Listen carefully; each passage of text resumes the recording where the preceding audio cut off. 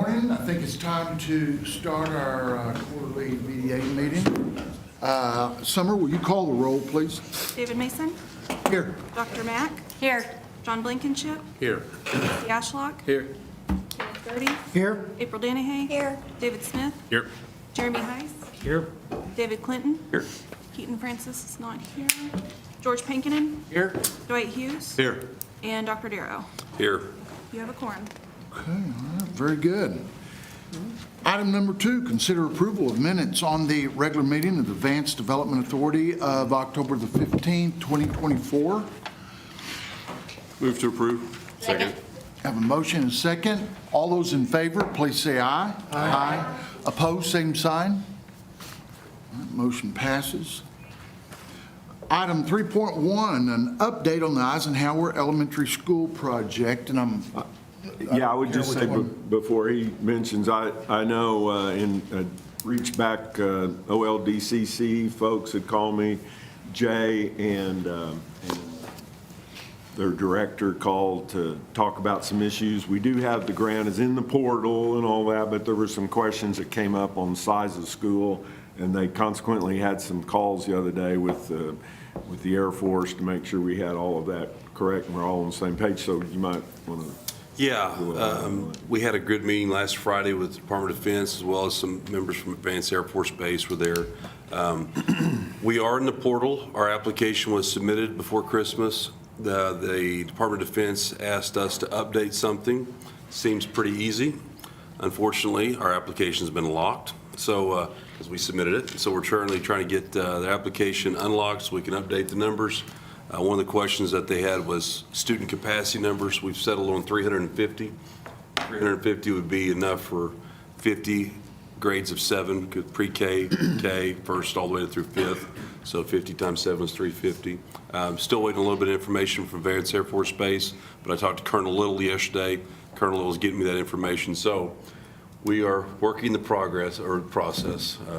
Still working it, still beating the bushes. Yeah, we're trying to more focus the number down as opposed to more than 300 as opposed to the number, so, because, you know, there would be a difference if you built it to 301 versus 399. Yeah. So And to your point, the big question is we currently don't have 350 kids out there because we only have single classrooms. We only have one pre-K, one kindergarten, one first grade. Well, we're looking to double that, and that would validate the 350 students. So,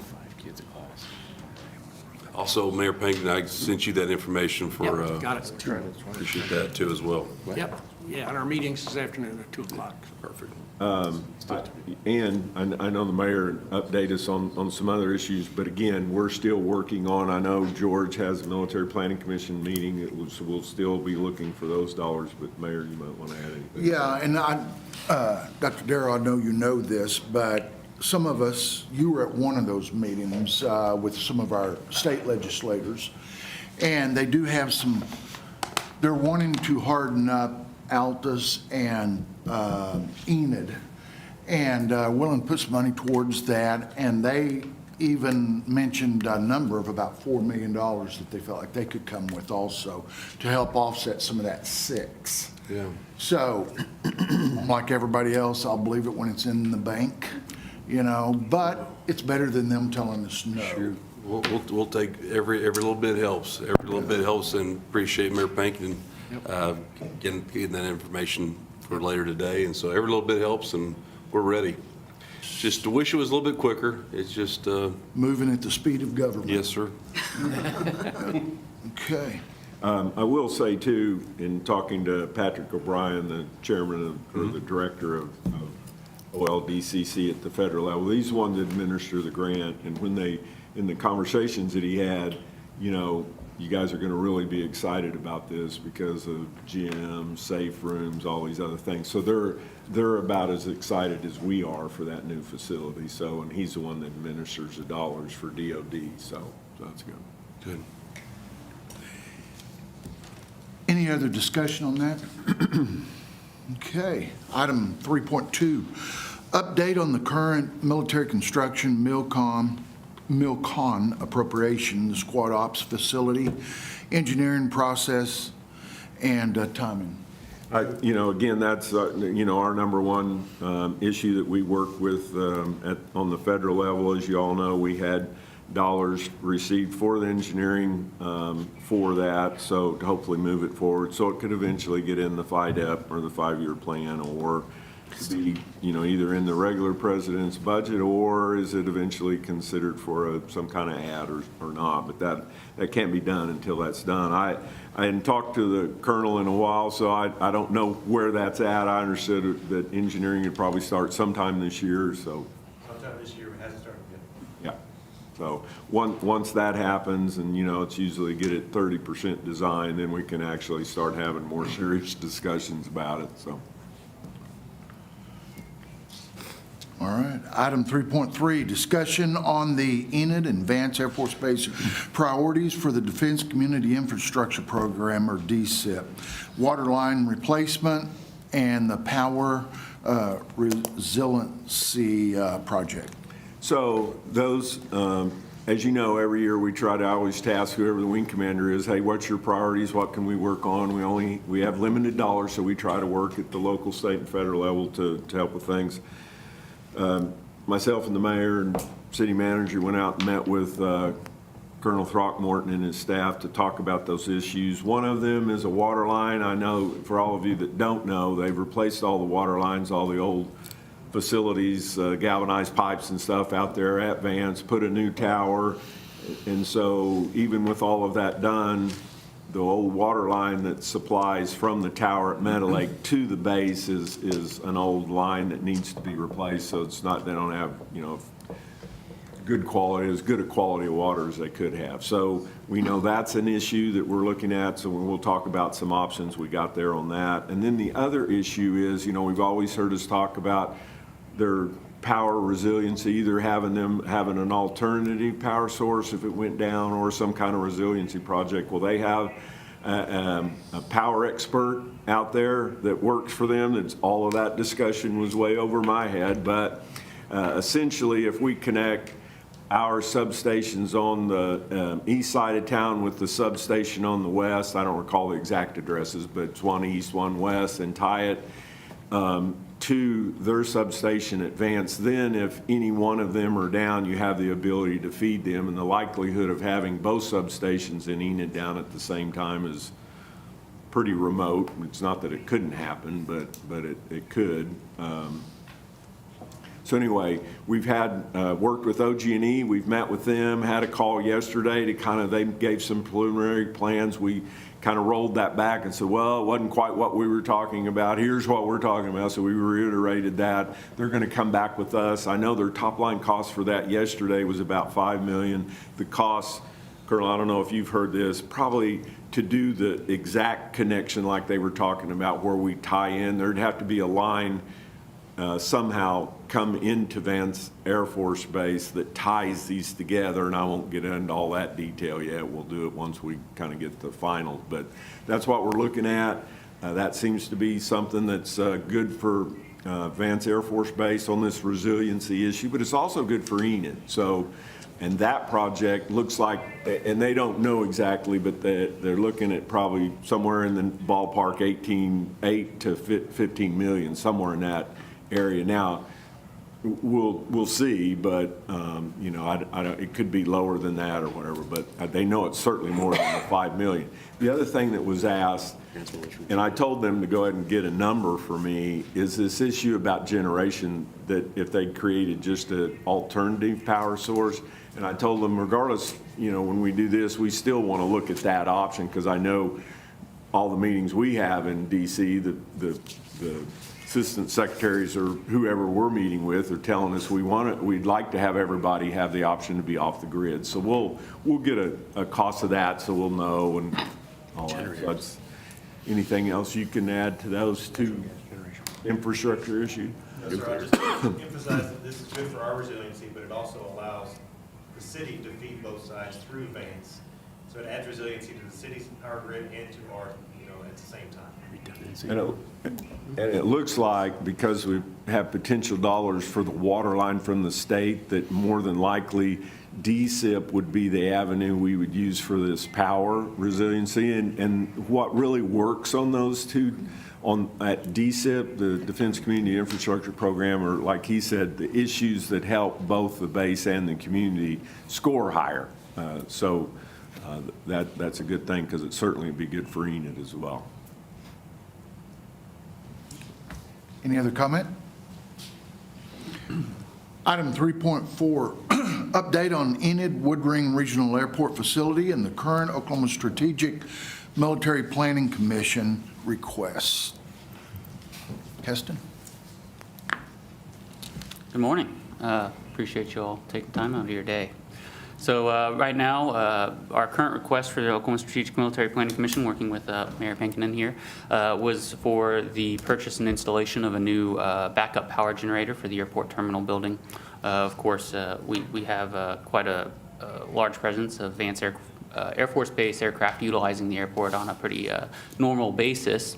And so during those severe weather events that happen to come through Enid fairly often, whether that be winter ice or even summer thunderstorms, when it knocks out the power at the airport, it limits our ability to support their mission. And so this gives us the option to at least provide power to the terminal building. Of course, longer, looking at the long-term plans, we'd like to do something similar for the air traffic control tower and the airfield lighting as well, but one step at a time.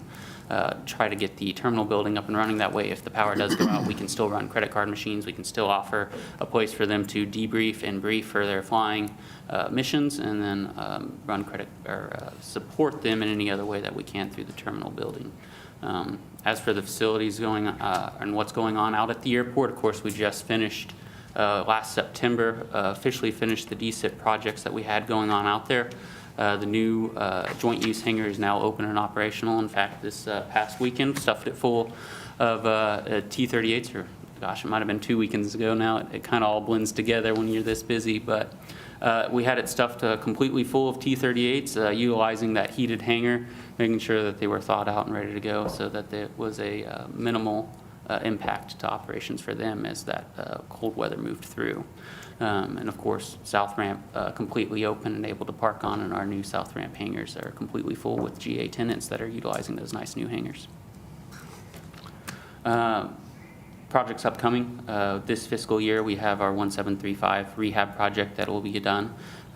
We'll have crack seal, joint seal, repainting, and the replacement of the incandescent lights with LED lights. Of course, that will be a shutdown of the runway, so we are trying to keep in mind Vance's needs for that, so we are positioning that to be as minimal of an impact to them as possible, whether that is through phasing the project to reduce the closure length of the runway, so we'll at least have 5,000 feet open at most times, or since that'll limit it to just the T6 anyways, we'll see if it's easier and better to just rip off the Band-Aid and get it done faster, while you'll have a complete closure of the runway. And that point, it will be done quicker, and so it would be back up quicker. So we'll just be working with them to make sure that that's done at a reasonable time. Of course, we'll have to have the project due to FAA requirements to getting the grant in hand. We'll have to have that project bid around the August-September timeframe, and to have the grant in hand. But just because we have the grant in hand and the project bid does not necessarily mean that we have to start that project right away. We'll work with the contractor during the bidding process to let them know, hey, there's a possibility. We'll bid this now, but expect a January or February start for that project. What's the anticipated time that it'll take to do that project? So we're just now in the survey and design work of that project. So the initial estimate for that is a 45 to 60 day working contract. Now that's before survey work has been done and design work has been done. So actually we've contracted our airport consultant engineer, Park Hill, to do that survey. So since it is a crack seal and joint seal, they have to physically walk the entire length of that runway to see if there's a crack in this panel, there's a crack in this panel. This panel is so severe that it's not economically viable to just seal the panel cracks. It's actually better to pull out the panel and pour a new one, that sort of thing. So before you have that information in hand, to say, whether it's one panel that needs to be replaced or 4 or 5, kind of varies the length of time that it's going to be closed. So a very rough estimate is at 45, 60 days. As that survey work gets done and the design work gets done, we'll be able to firm that up to a more accurate number. Okay. So, Keston, I apologize that I was not there for your ribbon cutting, No, because I know how absolutely, important those yes. are, but it's a great story, for the joint use hangars to have 2 of them, because Yes. you never know, and like you said, Yeah. this time, and we leave it up to the Air Force when they have a need there, so that's great, but, so the new hangar function okay? Yeah, been working perfectly. Like I said, we had it packed full of T-38s. How many is packed full? I'm just curious. So that was, I want to say we got 9 in there. We had 9 T-38s in the new hangar, and we actually had, I think, 4 or 5 T-6s in the old hangar. So every military aircraft that was at the airport was in a hangar. Except for 2. 2, I think 2 got put down on the south ramp. 2 but, T-6s on the yeah, south ramp. and I think that was Oh, just so you a, did use the south ramp? We did use the Oh, south okay. ramp as well. That was just a timing, I Sorry. think. Yeah, they came in, when they're on the south ramp, Yeah. they're not right out my window. see 'em. You can't see them, so they did get put into the hangar actually Yeah. afterwards. As soon as the T-38s departed, we pulled them back up to the ramp and put them in the hangar and got them thawed out because they did have some ice on them. But yeah, those could have potentially gone into the old joint use hangar. I think we ended up having some civilian aircraft in there as well. Mainly it was a timing issue that came in later in the afternoon. We didn't have the personnel. Right, and I just want to say thanks again, Throck, for helping that, because if it weren't for you all telling us what's important, how we can help, because I'm certainly not a flyer. I mean, I know some are, but when we look how we can assist and all of that. So it is kind of exciting to see the hangars being used, the ramp. We always said, hey, you need the ramp, we'll try to get it. So, Yes, and we did. absolutely. So, good. I'm certain we'll continue to use that hangar. It has become our go-to option when we need additional hangar space. And as you know, as we're working through some different things on base with our own infrastructure, it is critically important to continuing ops, but more importantly, bouncing back from these winter storms and everything else, because we have an instant fleet that we can roll out as soon as they're, and Keston and his team do a great job keeping the airfield open so that they can roll out even faster. I thought I saw your car sitting in there also the other day. No, it wasn't yours? Okay. Yeah. Yeah, it is cool to see them out there, though, and using that. That's cool. All right, thank you, Keston. Appreciate George, it. did you have something you want to add, I think, probably? to Actually, the that? only thing I'll say is I do have an Oklahoma Strategic Military Planning Commission meeting today, and I'll present both of the grants that we're talking about this morning. $70,000 for the backup power system for Woodring, and another $210,000 increment for the Eisenhower School. So I've talked to other commissioners. I think it really helped when we hosted the OSMPC, because they had a chance to walk through Eisenhower, they had a chance to walk through Woodring and look at the joint use hangars and look at all the stuff that's going on, the things that they helped to fund in the past. And I think I got me a lot of things for a lot of future. So appreciate all the work that went into that. It was No, really helpful in my being able to do that. Anyway, I expect good news this afternoon. wonderful. All right? Very good. Been a lot of work done out there. Thank you, Keston and George, and everybody that's participated in that. Thank you. I'll move on to 3.5, discuss the Enid Chamber of Commerce, City of Enid Annual Washington, D.C.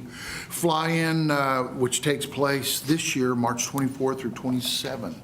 So, John, you want to talk about that?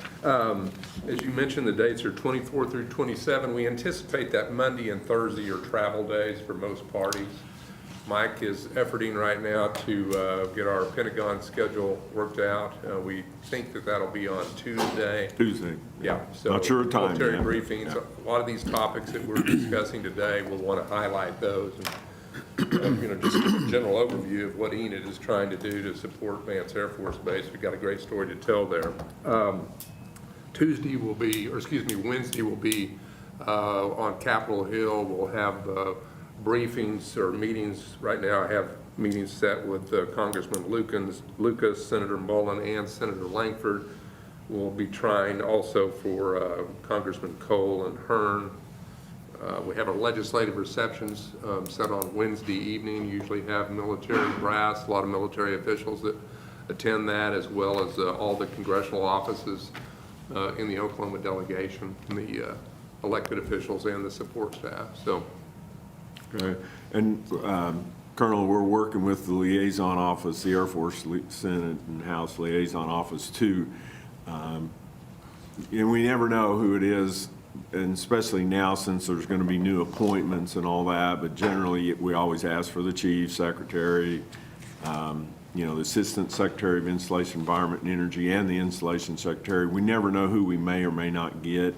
You know, if you remember back, we met with General Alvin when he's Vice Chief, now he's Chief of Staff. So we'll get either the chief or vice chief, and then on some of the other appointment stuff, it may be the acting, because there's a lot of people in that nomination mode, and so there will be a lot of changes there, including the secretary. So all of that is, you know, to be determined. So you don't know if it'll be done by that time, but we'll have meetings inside there. We always have a meeting with, you know, the Department of Defense Siting Clearinghouse, so we always, you know, talk with them. So those will be good meetings, and again, we'll highlight all the stuff here. So. Okay. Last item, 3.6, discuss the proposed purchase of land by the city of Enid for property located at the southeast corner of the outside runway at Vance Air Force Base to protect against any further possible encroachment. So back in November, and this is why our relationship works real good, because we need to know when we have opportunities to impact the things that we pay attention to, which is military value and quality of life, because there's where we either have, you know, impact or not based on what we do to protect and enhance the facility. So our most important military value asset is airspace and our ability to protect from needless encroachment and all of those things. So with that in mind, Colonel Throckmorton let me become aware of some land at the end of the runway, and I'll let you look up here at it. This is at kind of what I would say the southeast corner, and it's this area right here, kind of that rectangular shape from the two areas where the arrow is at, the green, and then it goes up, follow the arrow, and it follows up to right there. So I'd say, Colonel, is that approximately between 60, 65 acres, whatever.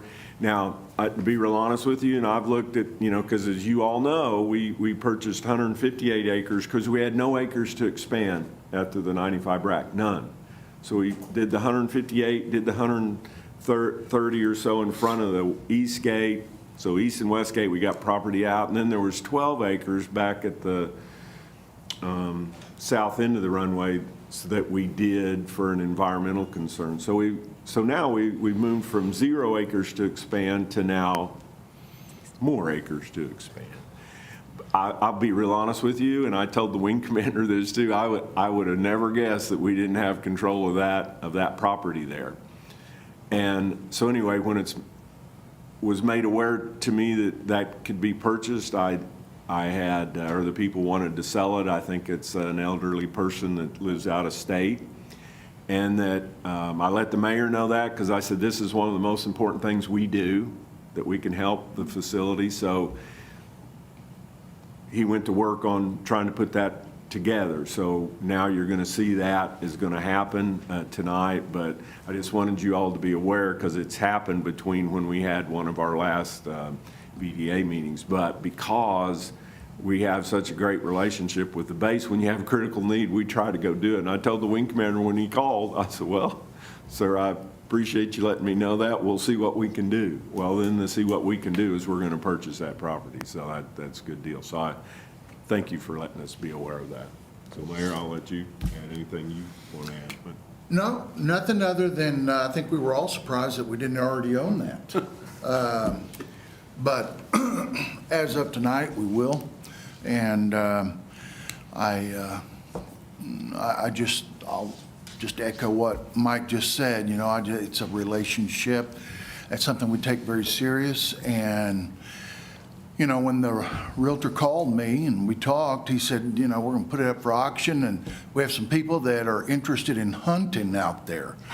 I'm going, well, let me stop you right there. We're not going to have anybody at the end of the runway with rifles and scopes. So No deer hunting, yeah. no deer hunting. So anyway, we were able to get that done. It worked well because it was in an estate and there was only one family member left in Iowa or Idaho, somewhere up there.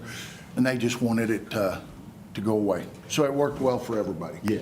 So we'll get that done this evening, and I don't know what the procedure is then to pass it on to the military, but I'll let you know. I know, he asked if that was wheat there. I assume that is at the moment, but yeah.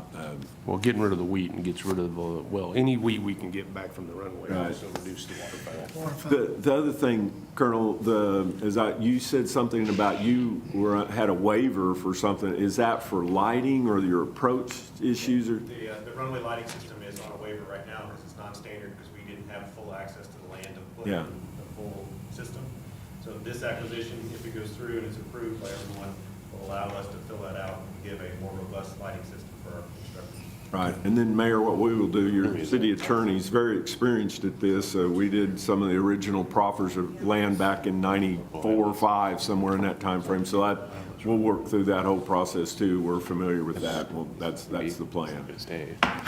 As far as the wheat, that picture was taken quite a while ago. It was in our agreement that the person that had been renting that is completely off of it. We don't have to wait on anything. It will be ours tonight, once we appropriate the dollars. We will have it locked up. The deed will Well, be, a week or two. it'll be out of my hands, let me put it that way. So, I think it was a good purchase. Doing the closing, though, Mayor, if you want to, but you can delegate to anyone else. But And it'll be quick.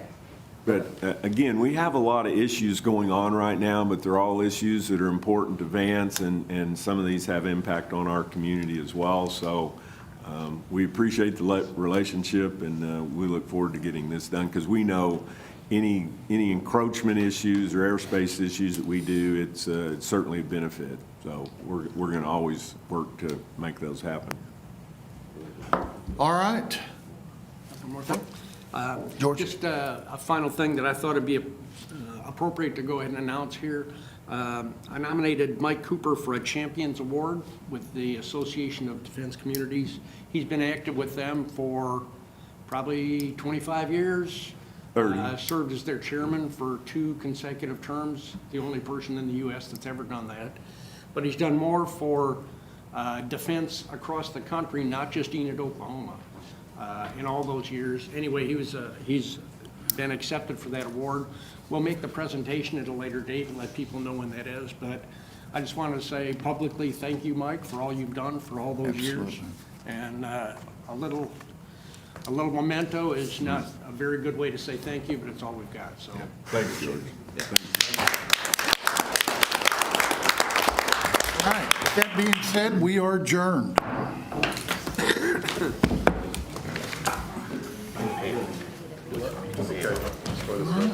I mean, that's true.